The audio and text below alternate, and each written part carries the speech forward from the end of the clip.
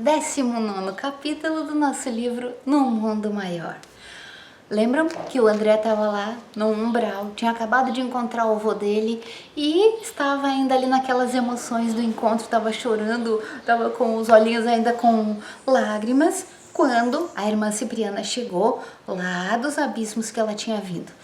E ele conta que ela o encontrou assim, todo choroso, emocionado, e ela quis saber o porquê. E ele contou rapidamente que tinha encontrado seu avô, falou o que tinha acontecido. E ela disse: eu sabia, André, eu sabia que você não teria vindo para cá sem algum propósito maior. E aí ela disse: bom, nós não temos muito tempo, então nós vamos ter que dar um direcionamento para o caso do seu avô logo. É claro que no estado em que ele está, André conta que ele ainda estava falando uns absurdos, assim, cada frase que ele falava ele dizia Ismênia, Ismênia, Ismênia, que é o nome da irmã dele, né? Então o coração estava todo cheio do remorso. E isso é bom quando tem o remorso. Quer dizer que a pessoa está pronta para começar de novo. E aí a irmã Cipriana disse: André, nós não temos tempo, nós vamos ter que dar uma solução rápida. É melhor que o seu avô fique por aqui mesmo, porque ele ainda não tem condições de ir para a crosta, ainda não tem condições de ir para uma colônia, ele não pode nos acompanhar, então ele vai ter que ter uma instituição por aqui. E aí o André disse: nossa, porque ele pensou, né, como é que eu vou arrumar isso?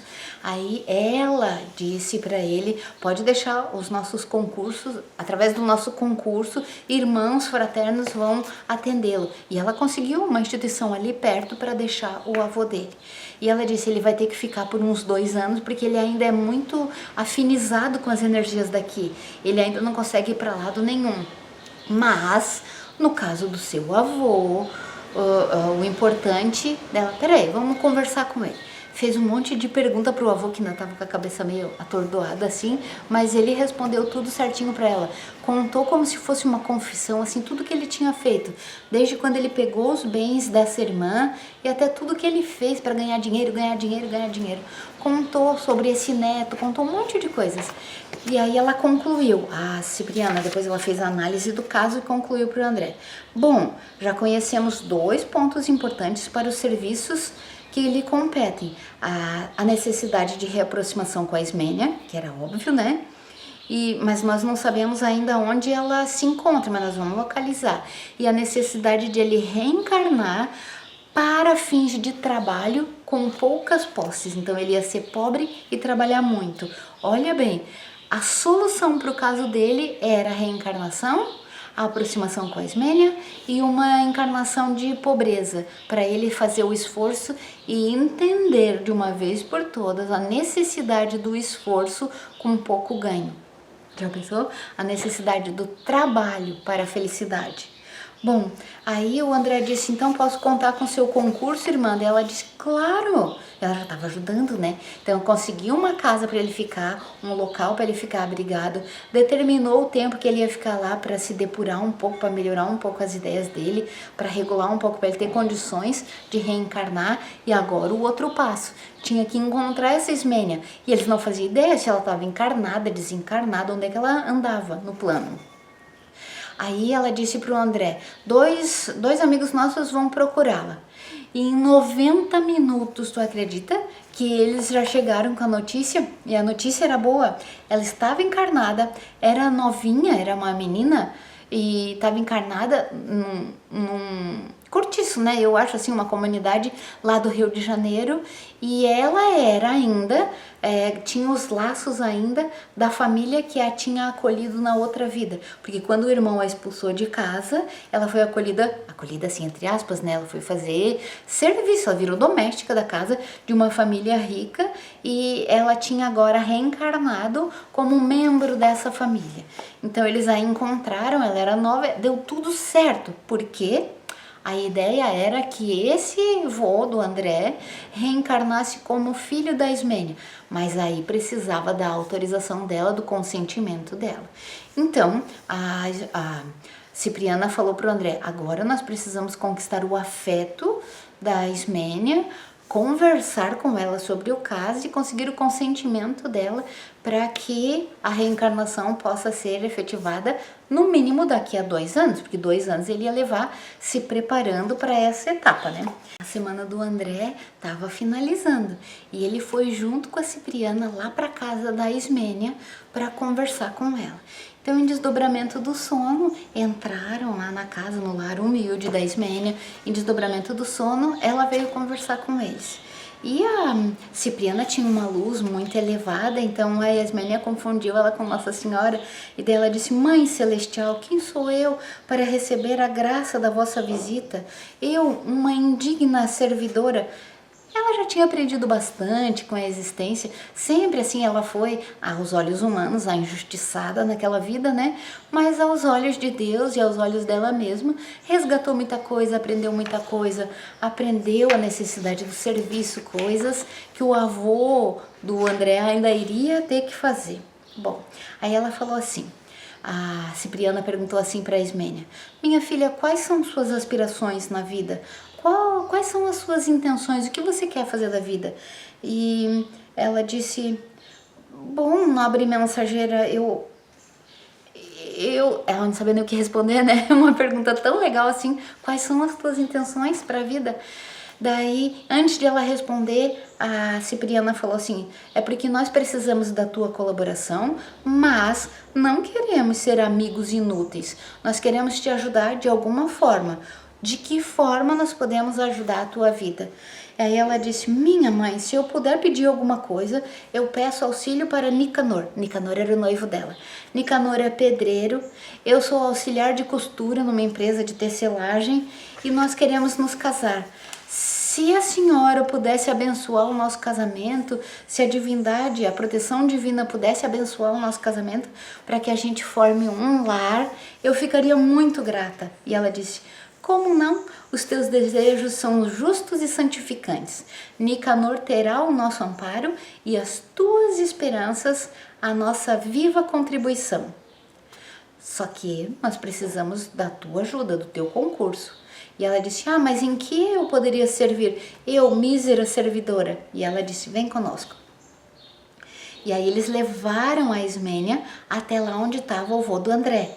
E quando chegou lá, ele respondeu, ele reconheceu ela na hora. Ele olhou: Ismênia, Ismênia, minha irmã, perdoa-me. Ai, é ela mesma. E ela toda atordoada, ela ainda não estava ligando o nome à pessoa, né? E ele disse, com a mesma tristeza, ele viu a carinha dela e disse: a mesma tristeza do dia que eu a expulsei. Meu Deus, Ismênia, o que fez você para ser mais jovem e mais formosa? Porque ele estava vendo, né? O espírito, do jeito que ela era, ela estava, mas estava mais bonita, estava mais jovem, e ele não estava entendendo. E a menina também não estava entendendo. E aí a Cipriana colocou aqueles olhos de ver, né, a destra sobre os olhos da menina, e a menina recordou o passado.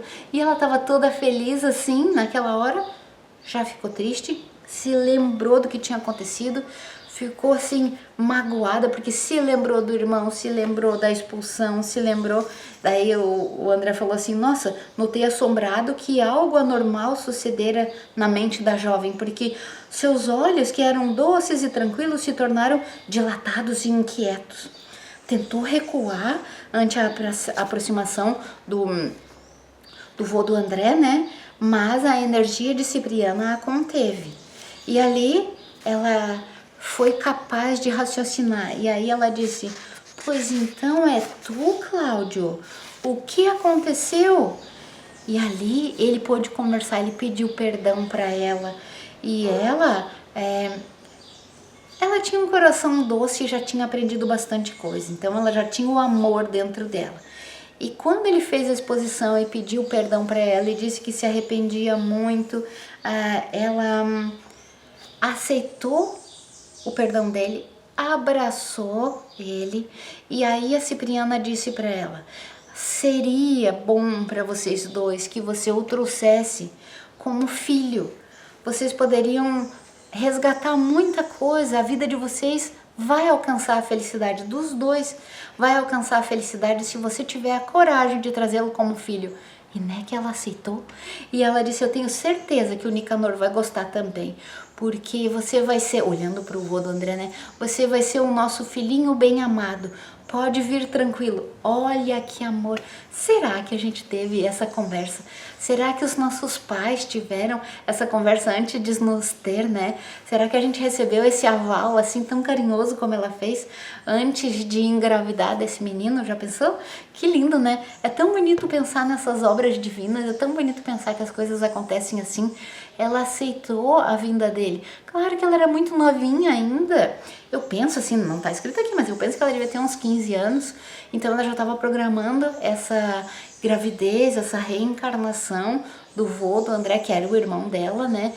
Pra em breve, depois de 2 anos. Porque lembra que ele tinha que ficar 2 anos lá? Pois é.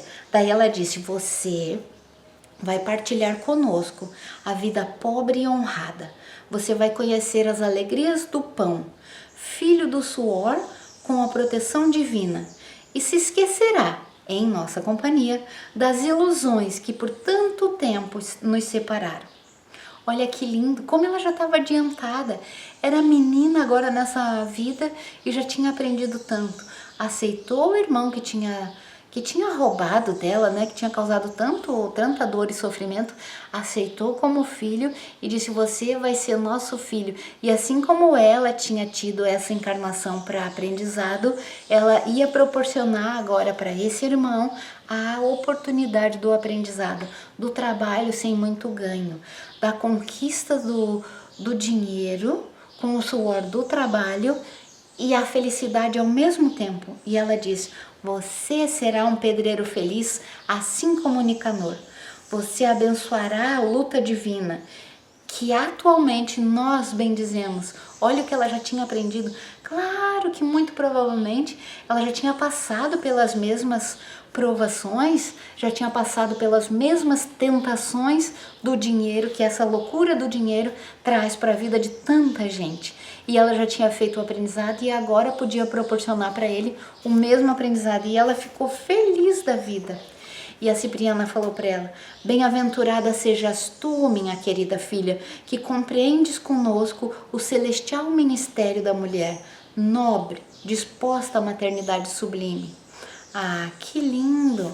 E aí ela, decidida, feliz com a decisão dela, foi levada de volta para o corpinho. Claro que o André e o Calderaro foram juntos, auxiliaram que ela entrasse no corpinho e ela acordou no corpinho dela, experimentando júbilo. Ela estava feliz da vida. Claro que foi feito todo aquele processo por esquecimento, né, para ela não lembrar de detalhes do que ela tinha vivido. E ela falou, sem saber como, guardava naquele instante a certeza que se casaria, porque ela era tão novinha, ela nem sabia que ia casar, mas ela veio com a certeza que ela casaria, que teria um filho e Deus lhe reservava um ditoso porvir. Olha só que lindo! E aí, André se despedindo, abençoou, se despediu. E ele falou assim, ó, despedindo-me dela comovidamente, deu um beijo na destra minúscula, porque ela ainda era tão novinha, né? E um beijo de profunda amizade e indizível gratidão. Ah, que lindo! Pense aí, tomara que a tua reencarnação tenha sido assim e que as próximas venham também. Já pensou? Já pensou? Esses teus netos, quem são eles na tua vida? Ai, que coisa mais linda a gente pensar. Um beijo pra você, pense nas situações e até o próximo capítulo.